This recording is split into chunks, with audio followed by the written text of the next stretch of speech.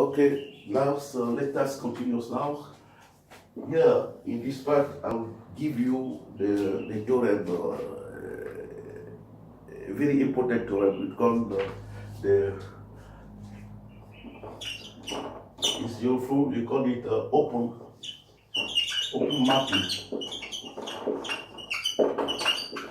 mapping theorem. The open mapping theorem. That means that you have you take E and F Banach spaces like this, and I'll take T, a continuous linear map from E into F like this. Then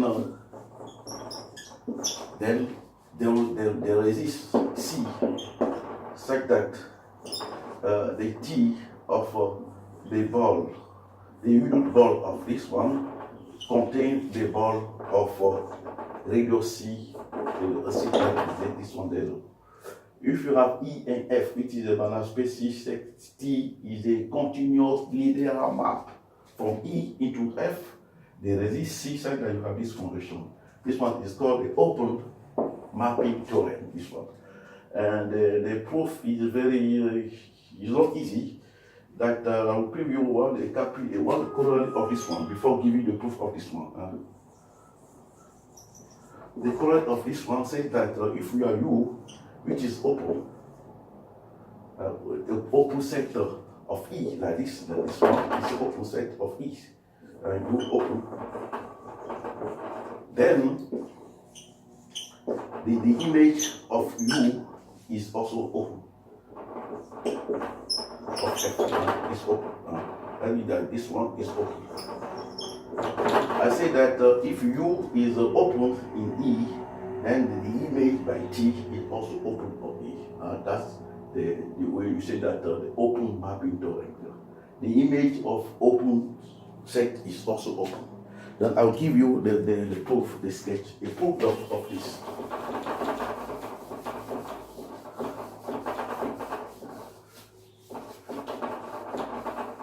So we will suppose that U is open set of E. So we will prove that the image by this linear continuous operator from E to this one is also open. So let us see. You should prove that. Let us prove that.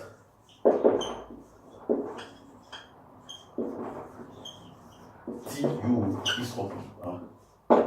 Is open set. This one is open set. Let me change the marker for this one. I'll give you, maybe you have a good marker. So I'll take something. Let the U element of y0 element of t to move. That means that there is this x0 U such that this one will be equal to x0. U is open. This one U is open. Then there exists a ball. A ball of center x0 of radius r, which is contained in U, because U is open. This one. Or this one is exactly x0 plus R B1 0. The unit ball, which we want it like very, very simple, very powerful. And from here, you can take the image of this one. That U y0, I think the image will be plus T like this. R T of this one might be contained in this kind of version. So that means that you have T of the set of B1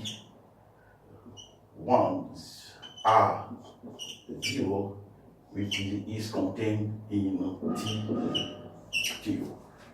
I just take the image of this one. So see the writing R, I can say C. Listen, I can see what to put the Pope, you see about C there. Okay, let us suppose that is C. It's the same. I put C here, I'll suppose that is what is C. So you have C here, you have just C here, it's the same. Just R or C the same. Just I use C for make the theorem the proof for more understanding for you. Okay, you have this kind of function. Then using the result of you have in the theorem, this one, using this kind of result, you say that this one contain this one plus B of what? C of this one. B of what? Of C, this one. So if let us see that we can also write it like this. If I write here C1 like this, if I take the image, I will have C this one. Then this one, if you take the image, you have this kind of function using this fact. So you have y0 plus, we will say this kind of function C, what is CR, okay, CR of this. So take R, RC, B of 1 of 0, which it contains in T to U. That means that you have this kind of function. That means that you have the ball of center 1 0 in the ball in F, this one of radius RC. RC is contained in TU. That means that TU is open. Very simple. And I see the right C here. I can say R, and if I say R, this kind of function, I will have CR.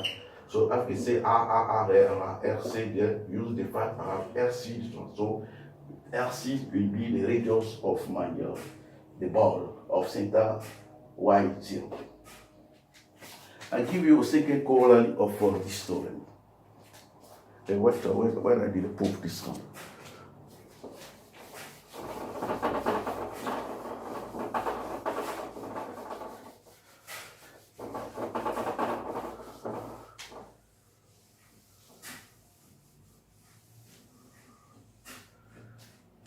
Okay, I'll say also that if you can get another corollary of this kind of.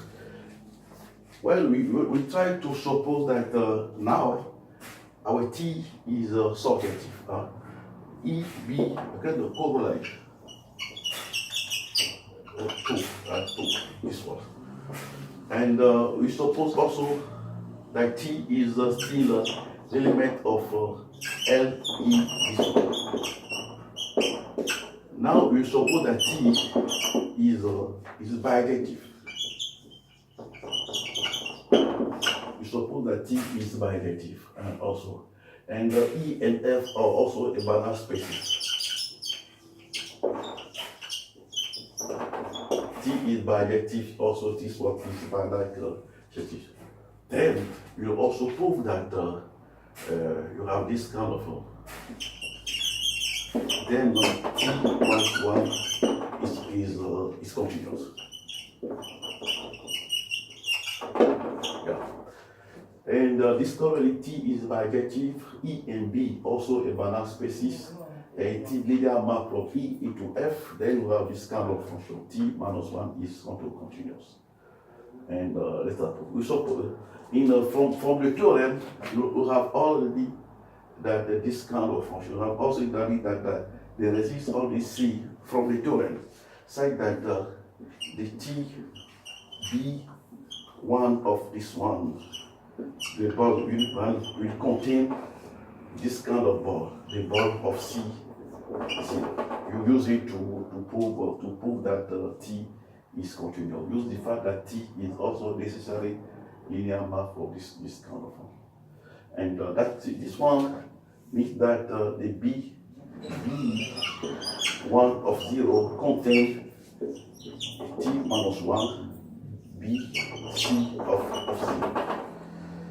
Then when I take X here, for all X in E, such that Tx is an element of this ball C0, then this S is going to be in this ball. if x is here, then you got ds is this ball, then you have the norm of this one. Let us explain it more for you.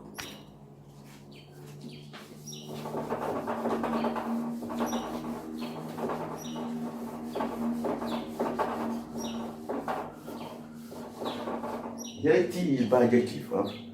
Okay, I will explain it more for you. Huh?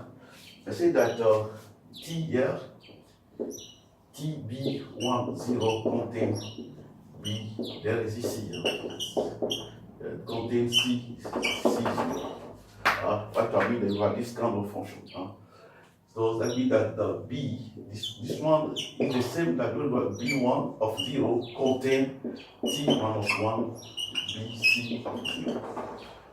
Then when you take s here, that means that s here must be so. Then for all x, you take in the t minus 1 b c 0. That means that tx must be in this ball. That means that the norm of tx must be less than c. If x is an element, will be an element of this one is contained in there. So this one is contained. If you take s here, the s must be here. So you have this one must be implied that the norm of x is less than 1. So from here you prove that t minus 1 is bijective. Why? Look at here. It's very simple to prove. I'll give you more detail of the proof. Here, I'll give you more detail for the proof of this one. You can try to do it alone, and if you have some problem, try to see it. From here, so you have tx 1, then the norm of x. This one means that the norm of this, the norm of x here is must be the number of 1 over c, the norm of x. This one. From here you have this one. Why? Let us prove it. Let us prove it. Why you have this condition? I'll give you the proof of this one.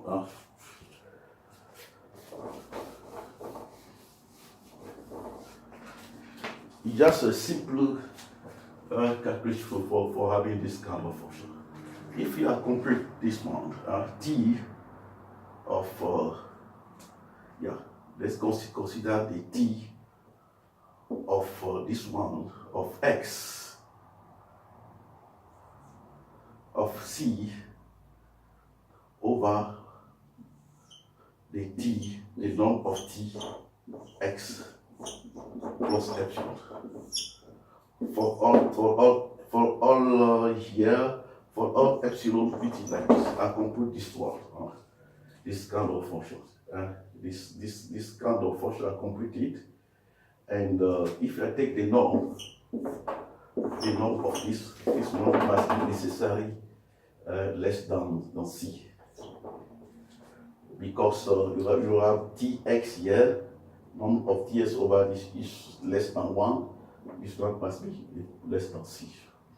From here, that means that this one, xc over the norm of x plus this one is an element of the ball, the unit ball. That means that this one, the norm of this one must be less than 1. Because if I have this, you have this one. So this one, the norm of this is less than c, you have this condition, then the norm of this must be necessarily less than 1. The unit ball. Then this one is less than 1. Then, if you suppose you have the norm of x must be less than, to put it here, you have 1 over c, the norm of t x here plus epsilon for all epsilon. Then you have your relations for epsilon. When you take 10 epsilon by 0, 10 to 0, you have this condition. So you have, that means that you have this, that means your t is t minus 1 is continuous. Why? Because when you have if you have this kind of relation, it is the same that you have the t minus 1 of x is less than c, less than s this one. This one exactly this. That proves that the inverse of this one is continuous. It's very simple.